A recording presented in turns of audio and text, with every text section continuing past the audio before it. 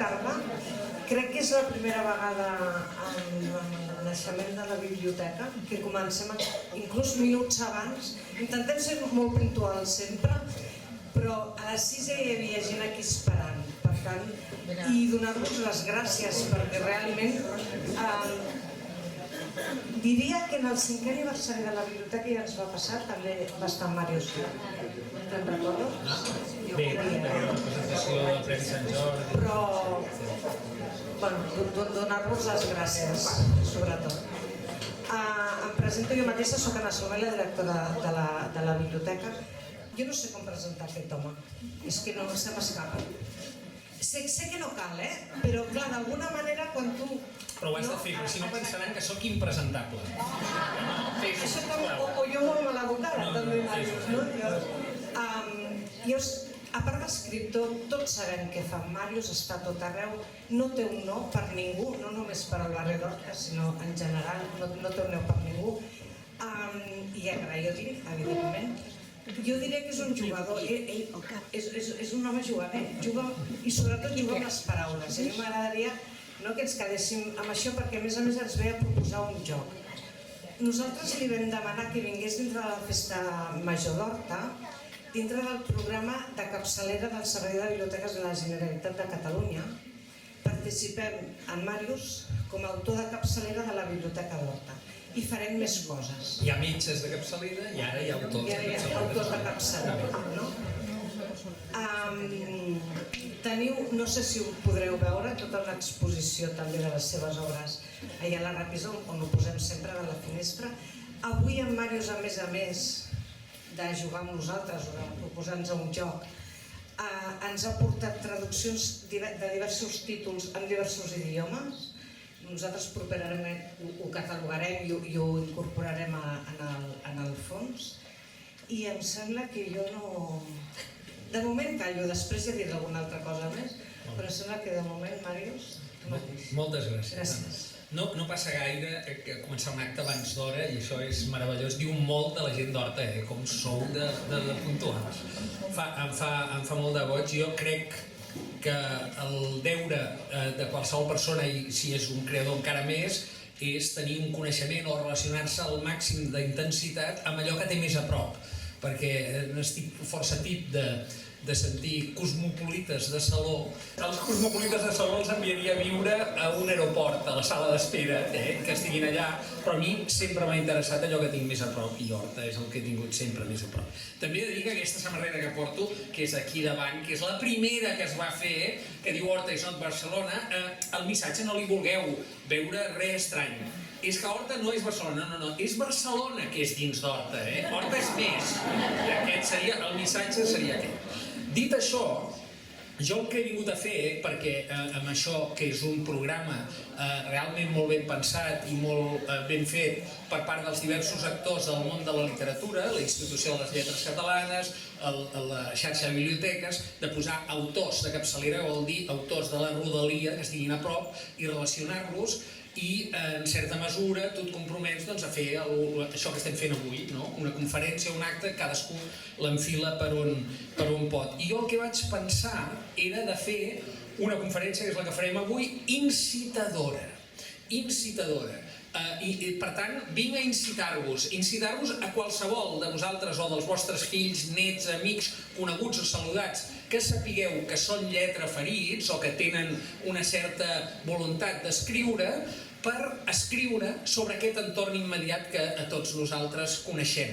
Per fer-ho, jo no sóc historiador, jo explicaré secrets d'Horta, no patiu que els explicaré, n'explicaré 5, concretament 5, però els explicaré amb una voluntat clara de narrador, que és el que soc, és a dir, jo visc una mica del cuento, aquí em diuen de mag, però jo visc del cuento, d'escriure històries, de fer ficcions. Abans d'explicar-vos les 5 històries que li dedicarem 10 minuts a cadascuna, per tant això tot plegat durarà una hora com a molt, us diré com és que se'm va acudir de fer això, i és per la pròpia experiència. Jo una de les novel·les que vaig acabar escrivint, una de les novel·les que vaig, tirar endavant, parteix d'una experiència personal una mica inquietant. jo era adolescent, és a dir, ja fa molts i molts anys, i vaig començar a sovintejar Horta, perquè tot i que vaig néixer a la plaça Virrei Amat, jo vaig estudiar als Salesians d'Horta, no? Per tant, clar, havia de passar, jo passava sempre per aquí, pel carrer Horta, que era estretíssim, anaves amb la bossa al darrere i l'empresa a cases, però llavors pujaven i baixaven amb aquells, diguem, els retrovisors, de vegades et fotien cop a la bossa i una mica més i al cap, no? Vull dir que la cosa era una mica així. I després anava per una drecera que de tots era coneguda com El Atajo, que era una drecera que ens portava fins als Salesians per dins, no? Amb greu perill de les nostres vides, perquè en aquella època, jo soc del 63 i això vol dir anys 70, aquí hi havia la banda El Nabo i la banda del Mario, que a més, per què s'inris deia Mario? I eren uns malparits, perquè anaven amb navalla, sempre et demanaven, en fi, coses que ara ens allargaríem i que no he vingut pas a explicar això. Però sí que vaig sovintejar Horta ja d'entrada. Llavors, molt sovint, després de tornar, de passar-m'ho bé amb amics coneguts i saludats a Horta, jo tornava cap a Virrei Amat, que era on vivia encara amb molts pares, a fora i Puig, a dalt de tot, no? I baixava pel carrer de Cartellà i sovint quedava enamorat d'una casa. Allò tornava en una situació d'alegria vital, com sabem tots els que heu sortit de nit, que saps que la nit sempre és un moment de joia, no? I tornava i me quedava mirant i pensava, cony, quina casa més bonica amb aquesta rajola, amb aquesta obra vista que té, tan ben, i que ben proporcionada i tot plegat, i anava tirant avall, no? Llavors, al cap d'un cert temps, tornava a anar amb els amics, de sopar o de festa o el que sigui a Horta, tornava a baixar pel carrer Cartellà, buscava la meva casa i ja no la trobava.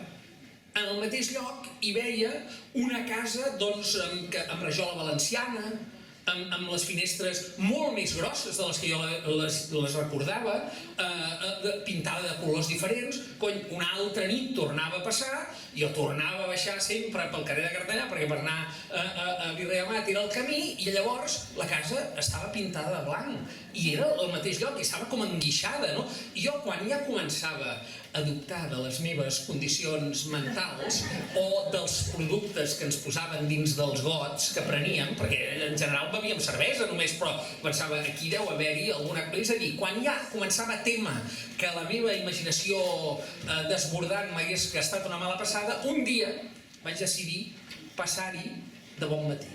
És una cosa que va força bé a la llum del sol a mirar-ho tot, no? I allà vaig entendre-ho tot, perquè resulta que aquella casa era una escola de formació professional de paletes, pintors i guixaires que encara ara existeix perquè havia sigut una antiga fàbrica de pell, una pelleteria, al carrer de Cartellà, una mica més avant d'Amílcar, diguem, Ara es diu Bemen3, per aquella mena de coses, ma filla hi estudia ara, per acabar-ho d'adobar, no? Però en aquella època era la formació professional, diguem, de què feien ells? Feien les pràctiques damunt de la mateixa casa. I cony, quan tocava rajola valenciana, vinga a enrajolar-la tota, i quan tocava treballar el guix, l'enguixaven, no? Llavors, clar, a mi allò em va quedar allò fascinat, em va fascinar aquella història, i em vaig començar a imaginar allò, la literatura fantàstica que tenim de vegades al cap, no? La història de la casa mutant, no? L'edifici mutant i tal. Total, que al cap dels anys, allò va provocar una novel·la, allà hi vaig situar una ficció, però en un protagonista que era un estudiant d'aquella escola, i que això passava perquè a mi m'havia incitat, no? Els escriptors moltes vegades ens demanen d'on les traieu les idees. En fi, cadascú les treu d'on pot, i hi ha molts escriptors que escriuen literatura fantàstica, d'altres que fan novel·la negra o realisme social, però tothom, tots som humans, i per tant sempre escrivim sobre allò que coneixem. Aleshores, inspirat en la meva experiència d'escriure una novel·la que es va dir Monocle primer, i després d'un llibre que es gira i tot plegat, després ja us l'ensenyaré, que es va dir De com s'escriu una novel·la, i que explicava la història d'aquesta novel·la, he decidit avui, per la conferència de ser autor de capçalera de la Biblioteca Can Mariner de la Festa Major d'Horta, que en el meu entorn més immediat us explicaré 5 històries reals en les quals jo hi veig novel·la. Hi veig novel·la, o un conte, o un relat, però jo crec que algú que tingui sensibilitat literària o ganes i pot trobar tema, en alguns casos treballant-ho per una banda, en uns altres per una altra. Com us deia, hi dedicarem 10 minuts a cadascun d'ells, perquè he intentat que siguin molt diferents, i m'ho marcaré perquè tinc un ànec petit aquí a l'iPhone que fa cuec-cuec quan s'acaba el temps i és fantàstic. Llavors, hi ha la